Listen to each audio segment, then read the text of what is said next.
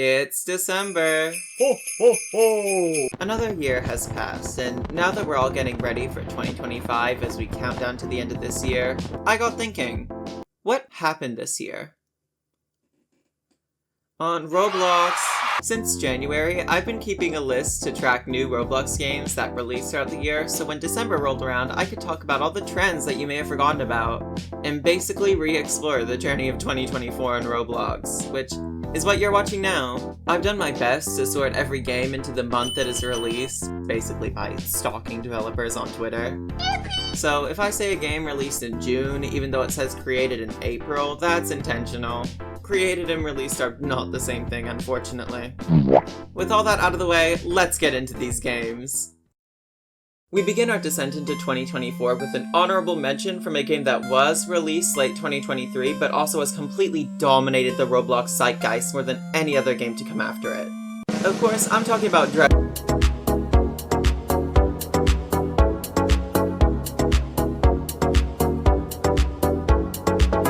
This game has been everywhere this year, even outside of the Roblox community. So many non-Roblox creators made videos on it. It has 2 game theories and a style theory video based on it. The New York Times wrote an article on it that I can't read because I don't have a subscription. Chances are, if you went on the internet this year, you've heard about this game. It's the 24th most visited game on the platform, and it got that status in the span of a year. If you've somehow never seen or heard of Dress to Impress before, which, how? Dress to Impress is a dress-up game. The game takes place in 5-minute rounds where you're given a theme and have to create an outfit that follows that theme. You then get ranked from 1 to 5 stars from everyone, and the winner is the person that gets the most stars. What makes this game so popular is its amount of customization, and the ability to create intricate and complex outfits through layering and creativity alone. On top of its many secrets and surprisingly complex lore, didn't get those 2 game theories for nothing. 2024 was really Dress to Impress's year, and it would be a great disservice to not talk about it in this video because of how big the game got. And most of its growth was during 2024, so it's free game in my eyes.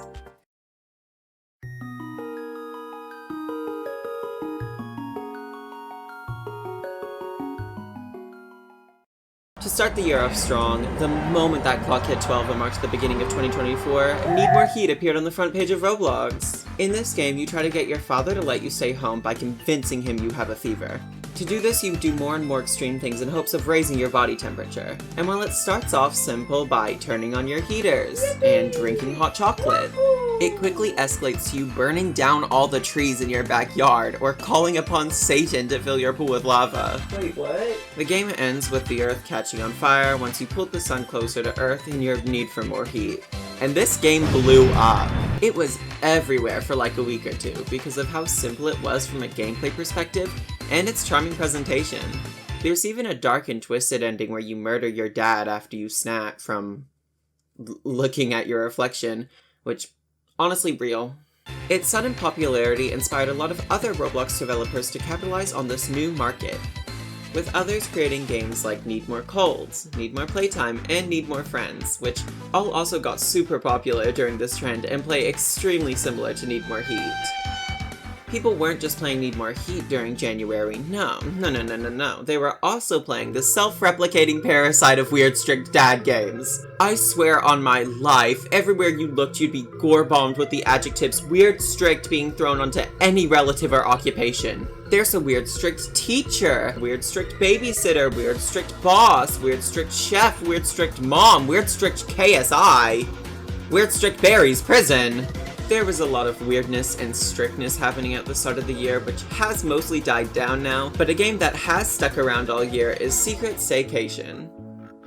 Although technically releasing late December, look, I'm sorry, I couldn't find many January games. It really took off at the start of 2024. This game has so many different fruits to find hidden around the map and to play as, which is really cool. The main gameplay and style reminds me a lot of those weird body part games in 2019, like Noodle Arms or Splitting Point, because movement in this game is a little strange.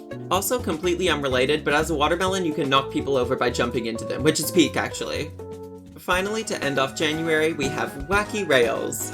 Yeah, this is a common trope throughout the year. There will be a lot of two-player games that have the same aura. Actually, let's make a tally of how many games like this appear throughout the video. Wacky Rails specifically has one person who speeds up the cart and one who slows it down, with that role often swapping over as the tracks turn and bend. With that being said, we've now moved on to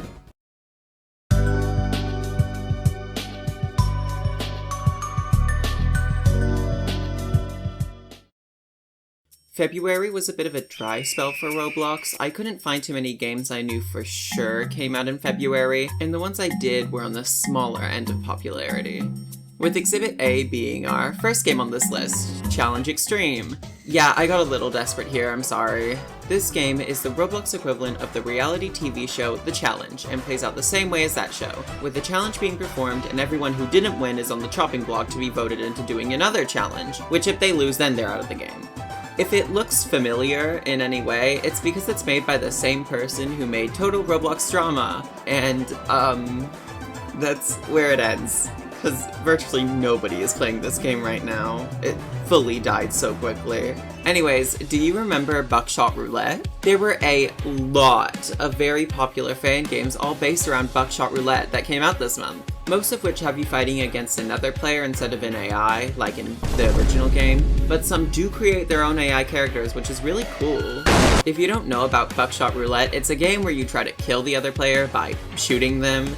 It's kinda like Russian roulette, but when it's your turn, you have the chance to shoot yourself and get another turn, or shoot the other player to bring down their life points. Because we all can survive multiple gunshot wounds, apparently. There's also special items like the knife, which makes a shot do double damage, or the magnifying glass, which shows you if the next shot is empty or loaded. And that's all I could find for February games. It is dire out there.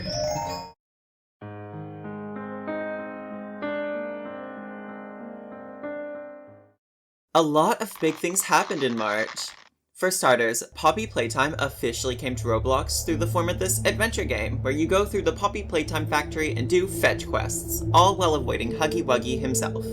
Yeah, I died in this because I made the mistake of trying to do the game's objective and it bugged out and just decided to kill me, and I'm not paying for a revive. There's also a play feature where you could go through maps people created themselves, like this Five Nights at Freddy's office someone made. Or you can do PvP if other people are, which they aren't. You can morph into Poppy Playtime characters in roleplay, and you can create your own map in the creation suite. Look how many Huggy Wuggies you can add to your world! But to step away from Poppy Playtime for a sec, this month introduced the world to Eat the World, a game where you chow down on the sudded environment and grow with each bite you take. You can even eat through the dirt and come out the other end, albeit it is a risky move to pull off as you could just as easily get stuck. There's also a feature where you can throw bricks at someone else to fight them, but in my server, everyone was really chill, so I had to be the agitator in this situation. And to that, I'm so sorry, Amirioa, for hitting you, but I needed the footage. Moving on, across 2024, there were 3 games that rose above all the rest in terms of visits. These 3 will be referred to as the Holy Trifecta of 2024, and it is with great honor that I get to introduce you all to the first game out of these 3. Put your hands together for a Dusty Trip. To the 4 or 5 of you who don't know, in a Dusty Trip, you spawn in and put your vehicle together hopefully quickly if you don't have a random person swapping out your tires for the comedically large set of wheels and all the oil starts spilling out, but assuming that doesn't happen to you, you're then able to hit the road. For quite a while, I may add. For most of your trip, you'll just be driving and occasionally stop by the little houses and sheds that appear on the side of the road, as well as fending yourself off from the creatures that want to kill you in the wasteland. Speaking of things that want to kill you, Pillar Chase 2 is a survival game where your goal is to avoid the horror game characters and survive until the timer runs out. You can also finish your tasks around the map to shave a few seconds off that timer or die trying. This game is hard. I spawn in and immediately get got, which isn't a critique of the game, it's just a skill issue on my end. Pull a Friend is another 2-player game where one player pulls their friend on a cart and the other one can stop the cart. It's pretty fun. Here in the workplace we have a lot of laughs, and that's all I have to say. Before we end March, I want to talk about the Roblox event that happened this month. Yes, we're doing this. On March 1st, New Zealand time, the official Roblox Twitter account posted this cryptic tweet with an image of 2 blue fire emojis. Immediately, everyone thought this tweet implied the existence of an egg hunt this year, as it was around the time for one to appear.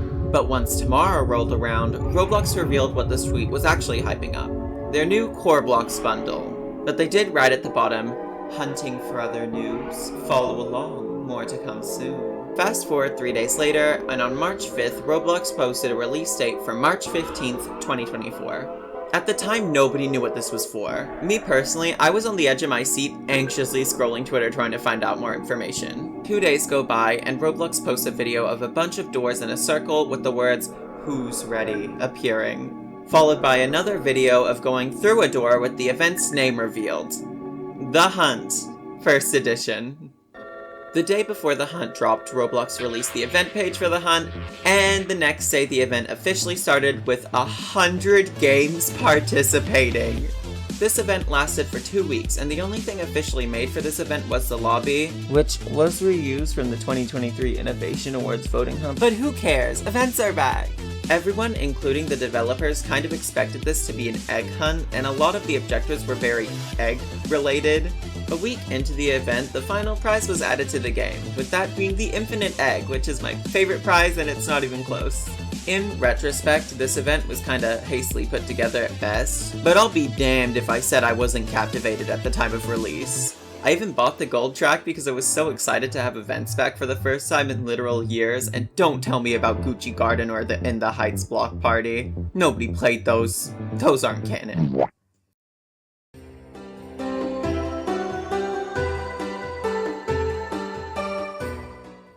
Alright, we're addressing the elephant in the room. I do not like Soul's RNG. I think the game isn't good. It's weird to me how this became so popular because the entire thing is just a slot machine.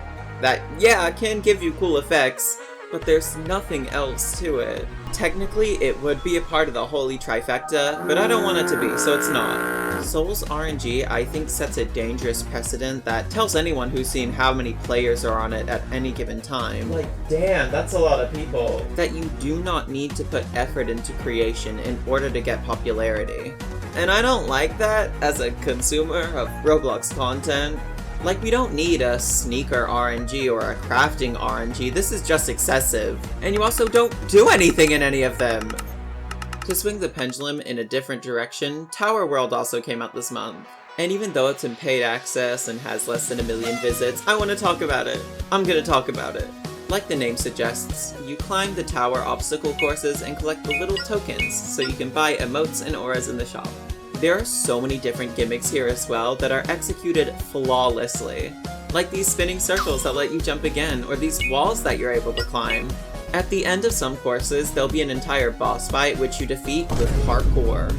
And if this looks too easy for you, there are bonus challenges like Risky Run, where there's no healing pads and more kill bricks than normal. Or Quicksand, which has you speed running up the tower to try not to get got by the rising sand. If that's not up your alley though, then maybe Murder is. 21 is a dark and gritty reboot of the card game with the same name, where instead of betting with money, you bet with your life. There's a saw in the middle of the table, and every time you win a game, it moves further away from you and closer to your competitor. But every time you lose, the saw will move closer to you. There's also trump cards, which can let you do an array of things, like lower or raise the bet, let you secretly place down another card, or even change the number to aim for. It's a really captivating strategy game where the person winning changes at the flick of a dime. There's even a social element to it if playing with a friend. Like, let's say if I go over horrendously and play it off like I totally meant to do that, then it might fool the other player to also pick up another card and also go over. Although that's not foolproof. Sometimes we just lose. Believe it or not. Superblock 64 adds onto the small amount of platformer games on Roblox that seem to be inspired by, of course, Super Mario 64, but also both Robot 64 and Adventure 4 2. This game lets you play as either a boy or a girl, with the girl being able to do cool front flips while the boy kicks his feet in the air instead. One is a lot less cool than the other. This game features many worlds and sub-levels that shake up the aesthetic and gameplay style a ton. I like playing around with the moveset and seeing what places you can reach with just a dive and a prayer. Anyways, time for a complete tonal shift. Deep Descent is a survival horror game taking place in a submarine where you perform maintenance tasks like refilling the engine or turning valves to release the buildup of pressure. Your main task is to fix the windows before the guy comes in, and once he enters, you gotta wait it out until he leaves. There's also a tentacle monster that can emerge if you don't clear the toilets, but they're not a threat at all. It's super easy to ignore this guy. And that's really it. At the end of your expedition, the difficulty spikes as the submarine blows up and you very quickly die from the fire, smoke, and gas that are filling the rooms. It took me so many tries to finally beat this game, and this is the ending. Oh, it was so not worth it. Finally, to finish this month off, we have a good old case of an already known game being created onto Roblox. With this month having That's Not My Neighbor become Robloxified. Most of these Roblox games play out exactly the same like the base game, with you having an abundance of quirky looking characters and you have to find out if they're clones or not by checking their IDs, entry requests, and appearance. Obviously. Except for one called Trespasser, which is both a mix of That's Not My Neighbor and Deep Descent, with you having to both turn down suspicious residents trying to get in and check the exit doors around the building to make sure the monster can't get in. It's a confusing fusion of both games, but also it's a unique spin on its style, so points for creativity.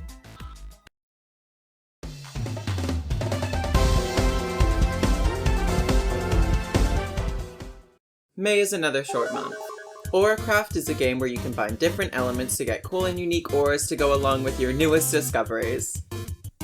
The Snakes is a social deduction type game where you figure out who the imposter among the group is by doing tasks. But before you draw conclusions to the other social deduction task game, it plays a lot differently.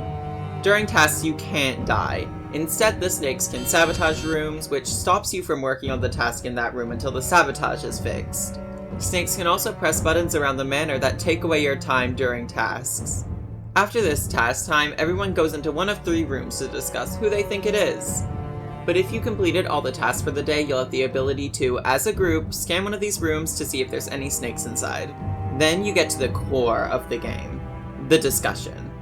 This game is incredibly reliant on communicating with the other players and is one of, if not the only social deduction game on Roblox where people do actually talk during the meetings. After discussion time, everyone goes to bed except for the snakes, where they can recruit or kill someone in the night. Rinse and repeat until the final 5, where everyone votes if they want to end the game or banish another player. You can keep the game going until the final 2, where it will be revealed that the snakes or the guests won. There's a lot more elements to the game, like shield chests or random events that can clear or kill a player, but those aren't guaranteed to happen every game, so they're more like fun add-ons to spice up the gameplay loop. Another Roblox event came out this month, The Classic. On May 9th, David Baszucki made a post about him playing Crossroads, the first game made on Roblox, which then the Roblox Twitter account retweeted with the eyes emoji.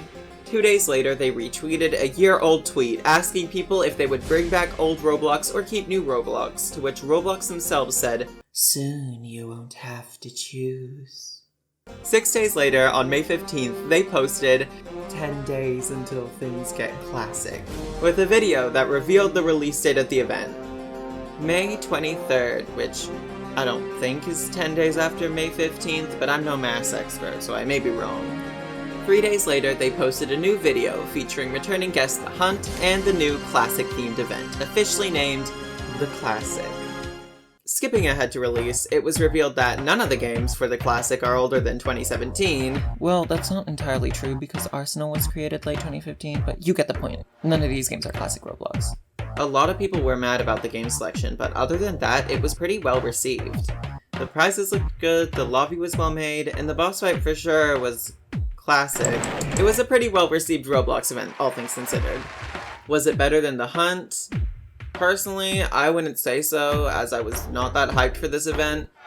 But on an objective standpoint, yes. However, there was one game that came out this month that also heavily featured the aesthetic of classic Roblox. And did it much better, I may add. With that being Block Tales. In this game, you're transported to 2010 Roblox and get a letter from Shedletsky himself asking you to come to Roblox HQ.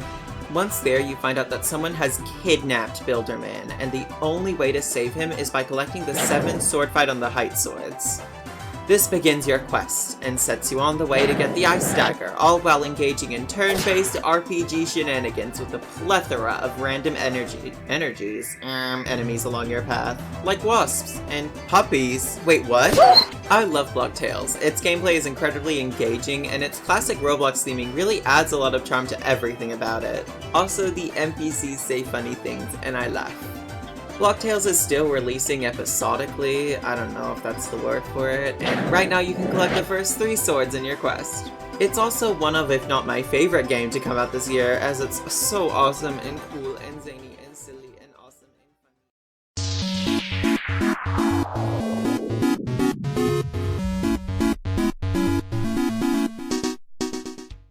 June is another month where- oh, forget it, just cut to the games. A wavy trip is the aquatic version of a dusty trip, where instead of traversing through the desert with your car, you instead traverse the ocean with your boat.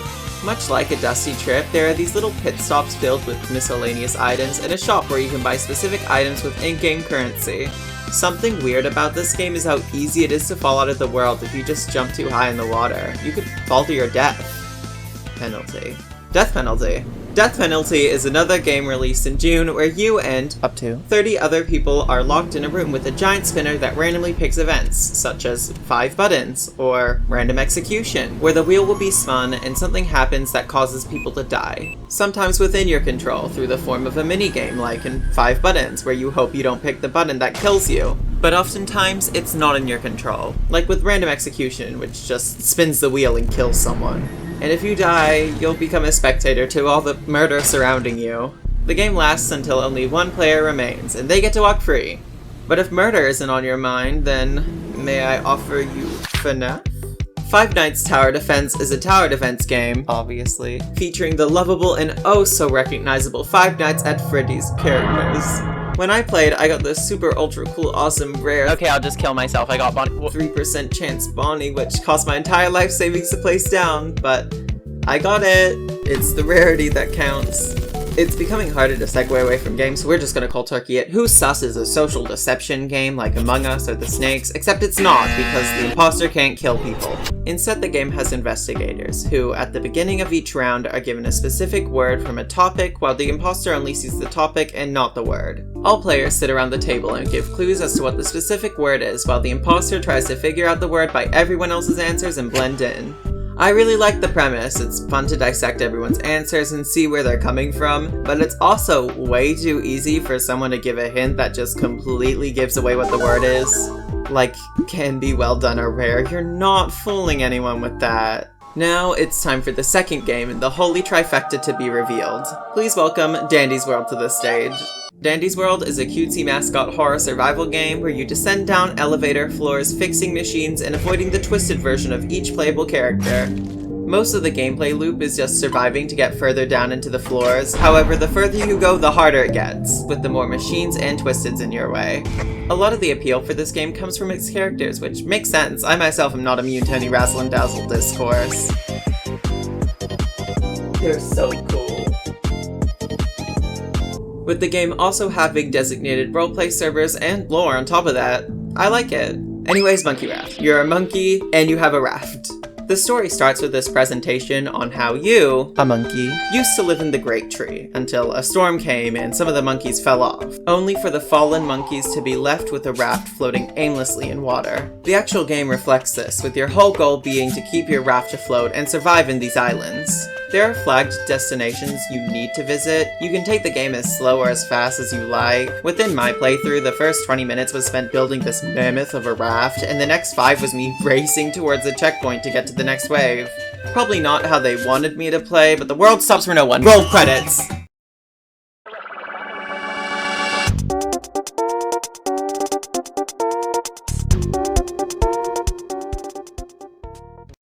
July truly is one of the most important months of the year. It's summer break for everyone else, and the hype around Roblox is never stronger. I think at least. With all that being said, Beau's Revenge. I played this game, I kid you not, like 6 times. I kept going through the entire game, feeding Beau, washing Beau, putting Beau to sleep like it's my full-time job, only to continuously die at the same section. Oh, and let me tell you, there's this one part where creepy, disturbing, sick and twisted Bo chases after you, but they place him right next to you and you have less than a second to process and avoid instant death because he insta-kills you and you can't revive! I gave up at this game after going through this stupidly long basement segment where you get a key to open a door and then get another key, all while avoiding Bo, and it was for nothing because he then got stuck on a door frame. What am I meant to do there?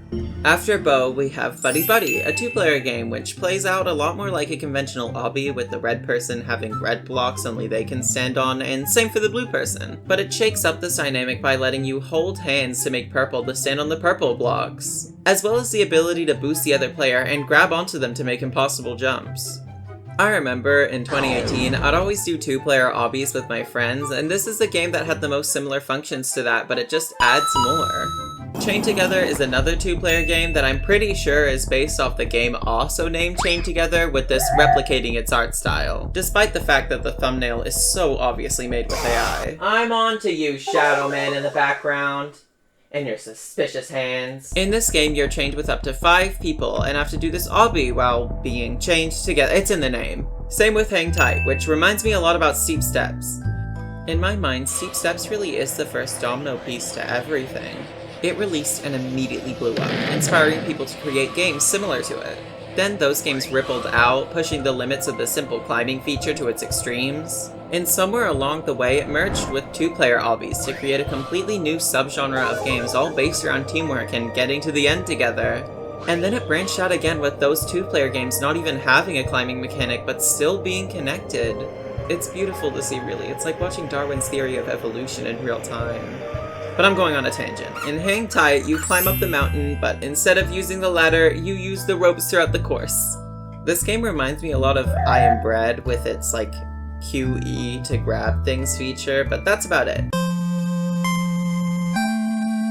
Pressure also released this year, which, oh my god, huge for the neurodivergent community. This game is a lot like Doors, which I know is an incredibly common comparison to make, with its, for the most part, similar room expedition from room 1 to 100, all while avoiding deadly monsters and critters. But unlike Doors, we know why we're here. We were sent on an expedition through the sunken Hadal Black site in order to track down anything that remains. There's a lot of lore. Like, so much lore. Every entity has an entire Wikipedia page dedicated to them in the game, which gives background information to both the Hadal Black site, as well as how to avoid dying to them. There's also this fish guy, Sebastian, who acts as our shopkeeper and lore giver, and is also probably the most beloved and notable part of the game. He's so cool. On the topic of fish, there were 2 big fishing games that came out this year, to my knowledge, with the first one being Void Fishing. If you don't know this one, you'll definitely know the next fishing game, because Roblox players from this point on decided that if they're not fishing, Void Fishing looks very polished. The game takes on this studded style that doesn't have any texture to it, which kinda sanitizes the look. This plays out like a simulator. You cast your line into the void and get a random item from it with differing rarities, and then you upgrade your fishing rod and rinse and repeat. Completely unrelated, but also related, I feel like so many games are afraid to use textures now. So many games use exclusively studs and smooth plastic parts, which isn't anything bad, but it just feels sanded down and empty in this case. Playing this game in an empty server was surreal. The style of smooth plastic simulator games with GUI that's afraid to have corners has been the most popular trend in the last few years, and I don't understand why. It feels scrubbed clean of any personality and like it's made to appeal to the masses. But the masses already got bored, so what does that leave this game with? A legacy? An influence? A future? Will anyone remember Void Fishing? Does anyone remember Void Fishing? I think back to all those years I've wasted playing the same game over and over with new coats of paint. I can't even remember their names, just that glossy, rounded, sleek finish applied to each of them. Each game no different than the last, and each game forgotten as the new approaches. Is that Void Fishing? Is that all it was and ever will be? Just a stepping stone onto the next? There's this debate that's been going on forever on whether a game, movie, book, I don't know, Pokemon, is better to be mediocre and forgettable or bad and hated. Yeah, we all hate the live-action Last Airbender movie, or Bruxish, but is hatred a better fate than irrelevance? I don't know. But what about the third category? Games that are good. Detriment is a game. Although Detriment is probably the least popular game so far, I give myself 3 subjective sneaks to add to this video, and this is my second, so I'm gonna talk about it. I love Detriment. It's a really well-made and incredibly polished platformer that has dynamic and beautifully made levels, all while letting us explore this dystopian capitalistic world. Like any game MatPetGT will enjoy dissecting, there's a surprising amount of lore in the 5 levels released in its beta state. You can find this lore through the notes and pages you can collect on any level that give background information to anything, really. And the movement is super clean and super fun to use effectively. Shout out to all these people that worked really hard. Okay then. And finally, our last and most popular member in the Holy Trifecta, Rivals, which surprised me. I so thought Dandy's World had it. Rivals is a deathmatch shooter where you can do 1v1s, 2v2s, 3v3s, 4v4s. You can fight a lot of people. Once you enter a match, you try to get 5 kills first, at least in 1v1s, to win. Simple, right? No, just kidding. Yeah, there's a lot of different weapons you can try out in this little practice area, and the game moves really smoothly, so I see why it's so popular.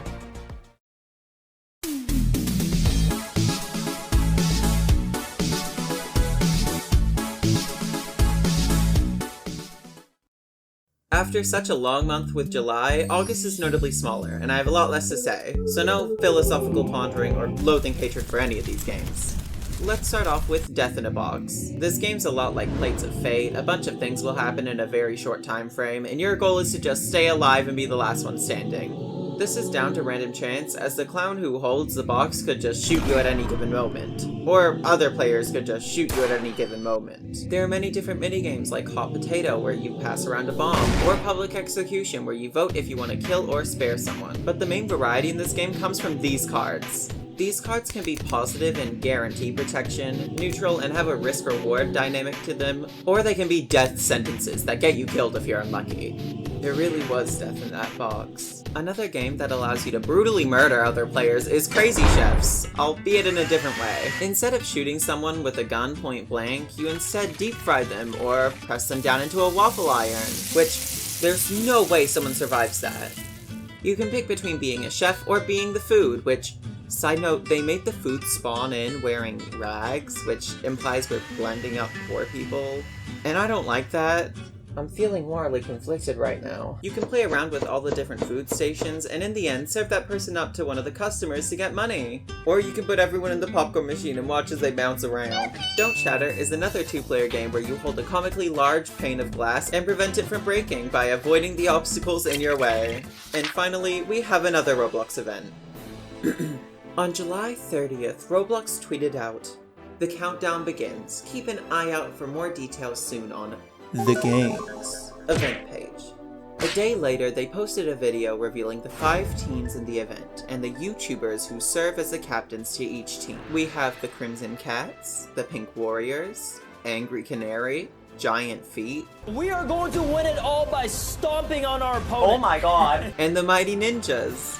Then on August 2nd, the event started. A little less build-up than usual, but I see the idea. The YouTubers participating would naturally promote it before and during the event, as the whole thing was a team face-off for which team would get the most points, which you can obtain from doing the objectives in the participating games. When you join in, you pick the team that you'll be a part of, and each point you get will be contributed to your overall team's points. To which all 50 participating games had 3 objectives and 5 shines to find, which is an absurd amount of quests for one event. And on top of all of that, none of the main prizes looked good. I didn't mention this before, but all events so far have had their own event bundle to go with it, and they're all stupidly overpriced and give access to the gold track, which unlocks the other half of event items.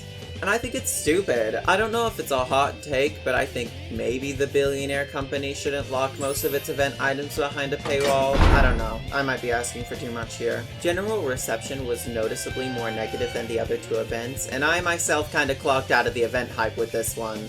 There was just too much going on, and the new event structure itself felt really bloated and boring. Yeah, the hubs were cool, but what purpose did they serve apart from a few quests that didn't give you anything special? And I'm tired of event rewards being given out with a battle pass system. The best looking prize, in my opinion, was given out by the boss fight that came a week after, where you once again fight 1x1x1x1 in this admittedly well-made fight.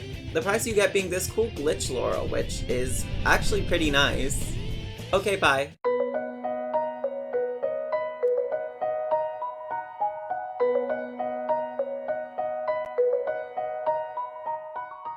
September is gonna be another short month. Look, I'm sorry, it's really hard to find games sometimes. I'm trying here, Scoob. A game I did find, well, multiple games I did find, as they all play out the same, is Bathroom Line Simulator. What do you do in this game, you may ask?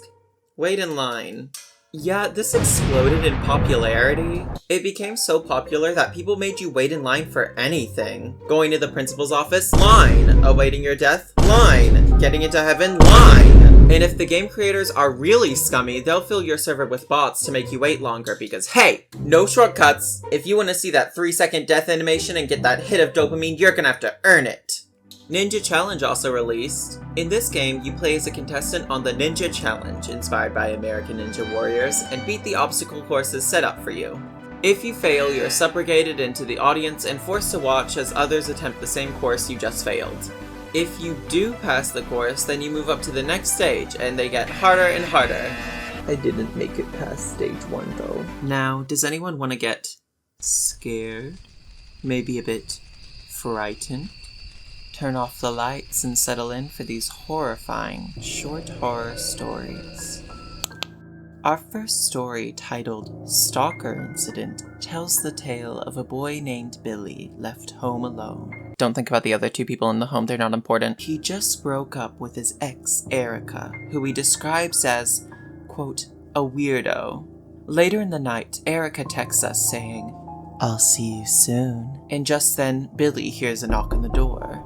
It's the pizza man, but we didn't order any pizza. Our mother texts us afterwards saying it was her who bought us the pizza. But just as she texts this, Erica tells us to check the garage. Checking the garage shows us the head of the pizza man. We hear the window shatter in the kitchen. Erica has broken in. We run to our parents' closet and the police show up. Cut to black.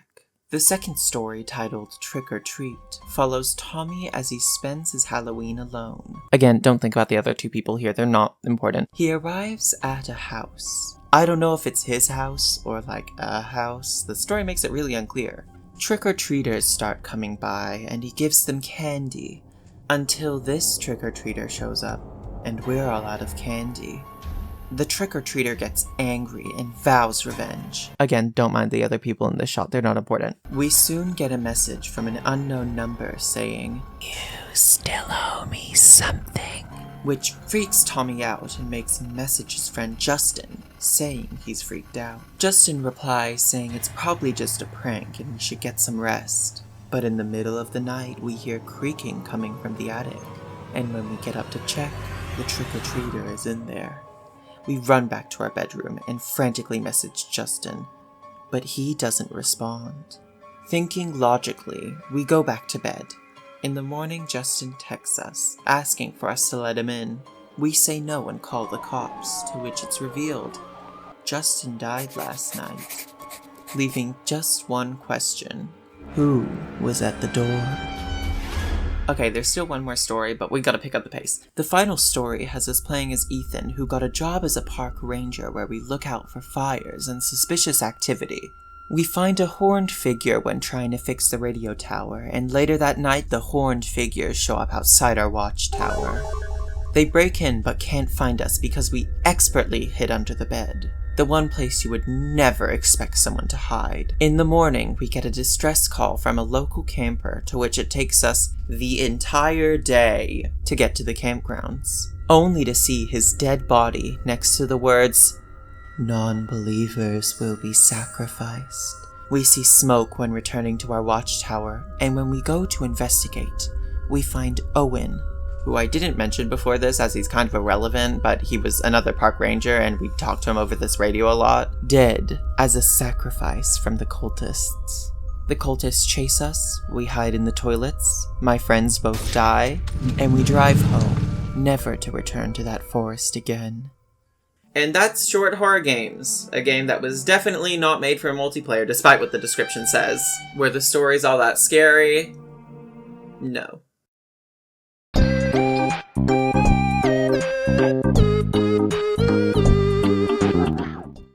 Alright, there's a lot to cover here, and this video is getting kinda long, so let's go! Destroy Grandma is a game where you hit your grandma really hard in hopes of killing her before she finishes all her tasks. Why? I don't know. As Grandma, your goal is to do all the household chores before the toddlers kill you. Okay, this game is kinda messed up. Survive 100 days on a desert island is not what I thought it would be. The game has you situated on this random island with a bunch of umbrellas, thatchered straw roofs, and a lot of tiki imagery. Not to mention, the island is riddled with an abundance of food and water and weapons to protect you from the horde of pirates that are trying to kill you. Why are all these games so weird? There's also random flash floods and tornadoes that can also kill you.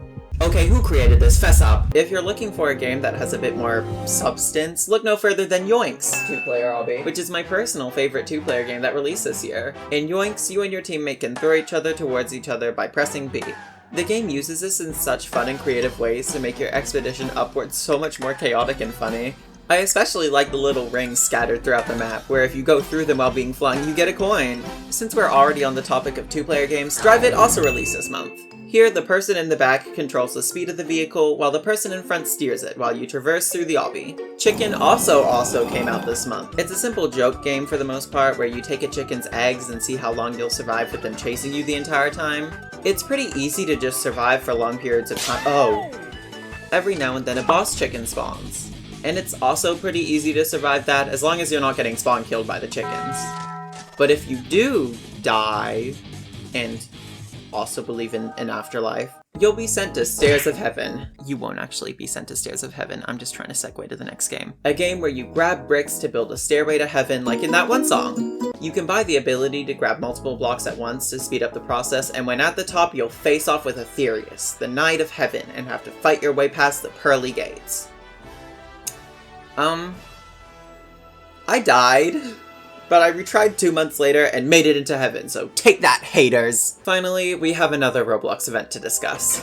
On October 2nd, Roblox released a video promoting the release of the Headless Horseman package. Which, although it normally comes back every October, it typically doesn't get a video to go with it, so something was up.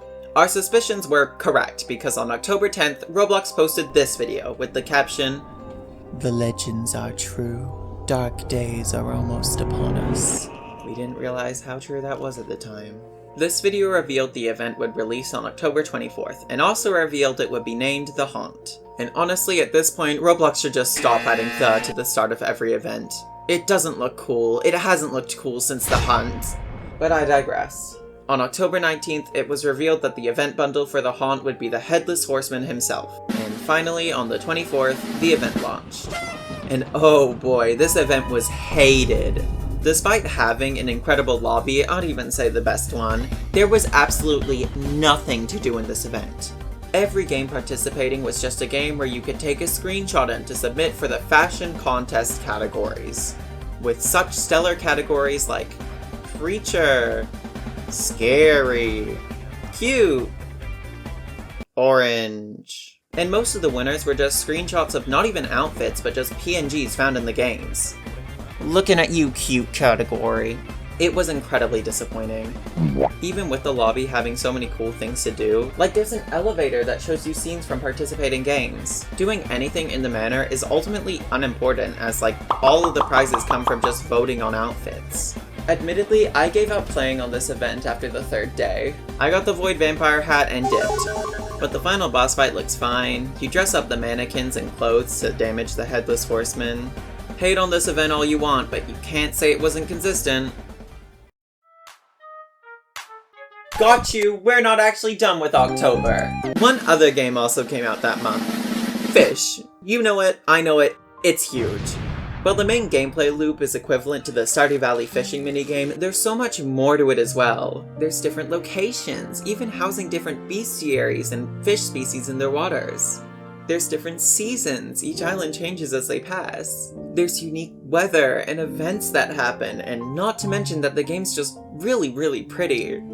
It's really incredible to see a Roblox developer's passion project take off as strongly as this did. Especially considering it's less flashy and slower paced compared to a lot of other Roblox games that are popular. The whole thing's just really polished, and the only downside I can think of is the little shake minigame that plays before you start to catch the fish. That's a little tedious. Also, it beat out Dandy's World in the Holy Trifecta. Yeah, I should have seen that coming. That's what happens when you start your script a month in advance.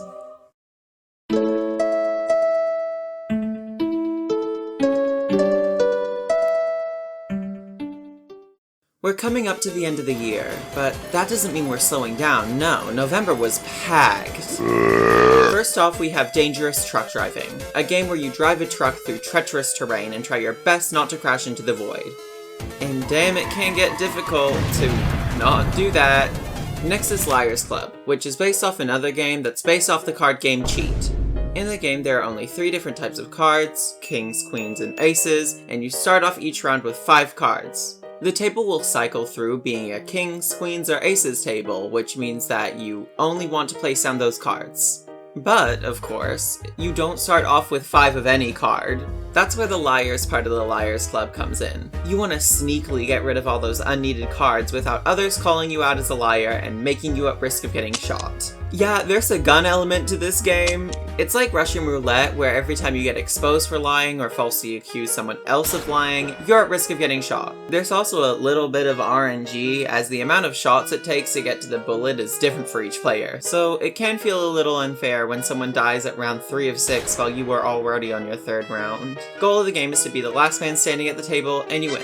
Anyways, let's talk about Roblox Spelunky, which is exactly the same as the itch.io version. If you don't know, Spelunky is a little music game like My Singing Monsters, where you place down characters and get a fun beat going on. Oh, this sounds so bad. It also has a dark and creepy mode that activates when you place down the black Spelunky, and each character gets creepyified and makes new sounds. After recording footage, this game got shut down and rebranded to Crunky, which has each character replace as fruit. Carry an egg!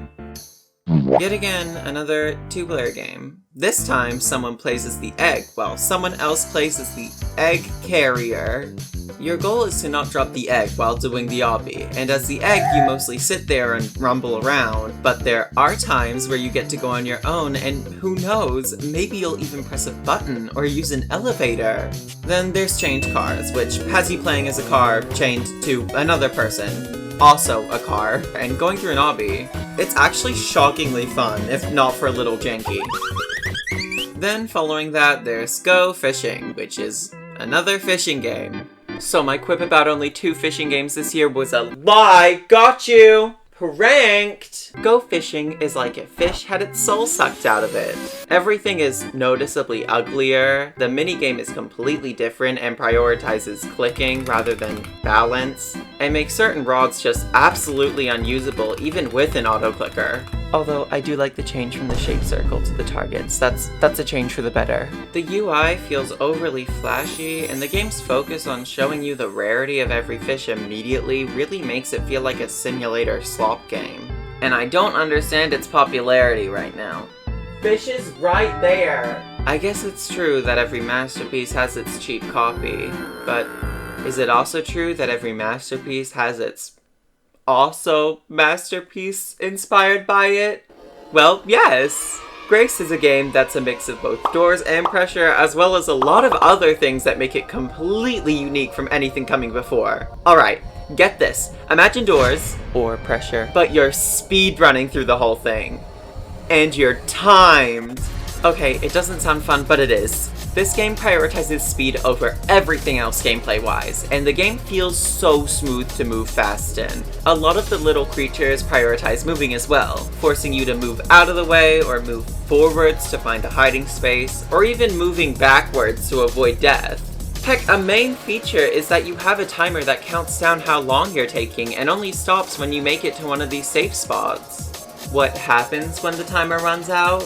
I don't know. All the monsters add so much to this game and make you feel really cool when dealing with them while moving super fast. Except for this guy, who is dead to me. Whenever this smiley appears, stop moving or else you die. And oh my god, this dude is a run ender.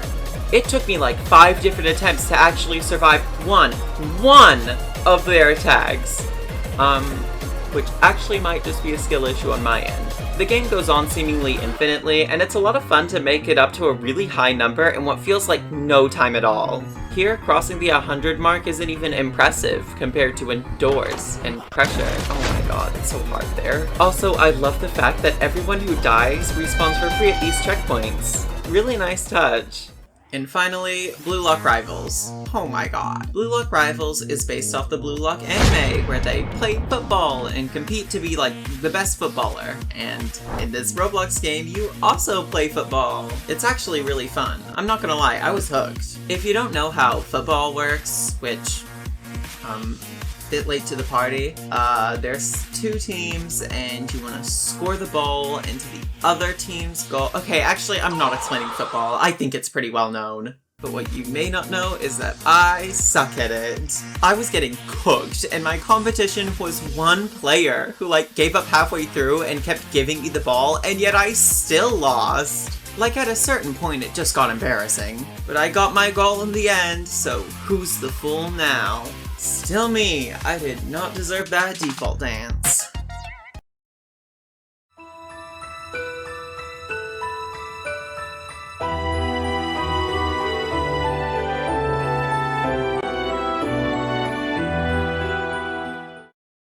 We're in the endgame now, and what better way to start the beginning of the end than with Coraline?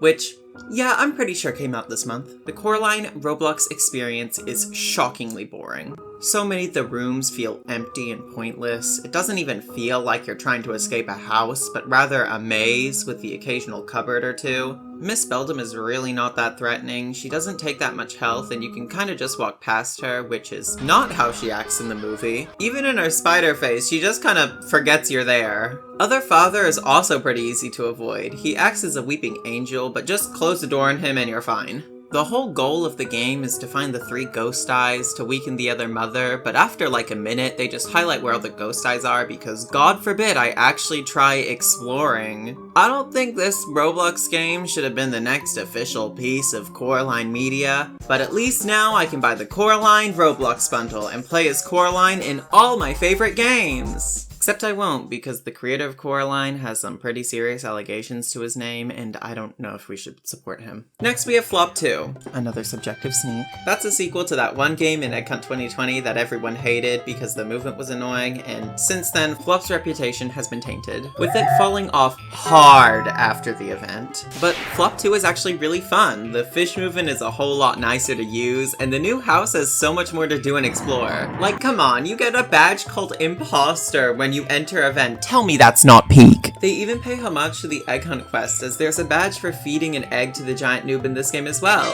which was the original egg hunt objective in Flop the First. A game that's not a subjective sneak because I don't like it is Be a Paper Airplane. Guys, what are we doing here? In this game, you jump off a building and transform into a paper airplane that glides down to the bottom.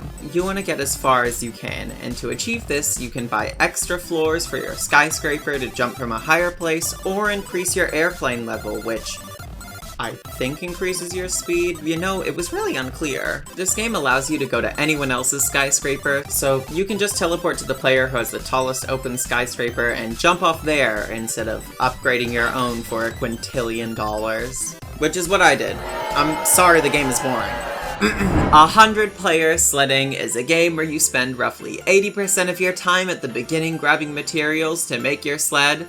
I chose the Santa sled because it's December, and the other 20% of the time will be spent sliding down the course trying to avoid all the obstacles. It's like Build a Boat for Treasure if it only allowed you to build 3 things. Present Delivery is our final 2-player game and is pretty fun to play.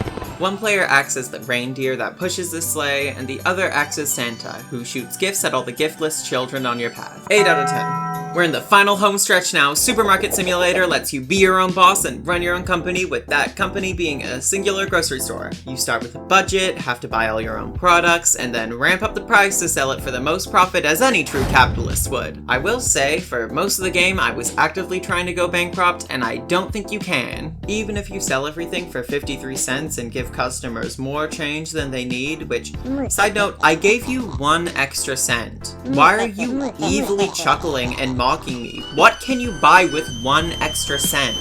Anyways, something evil will happen is a survival game similar to natural disaster survival, where not only can the round selected disasters get you, but also the true most dangerous disaster: other players, who can and will push, shove, and even place down bombs to get you killed.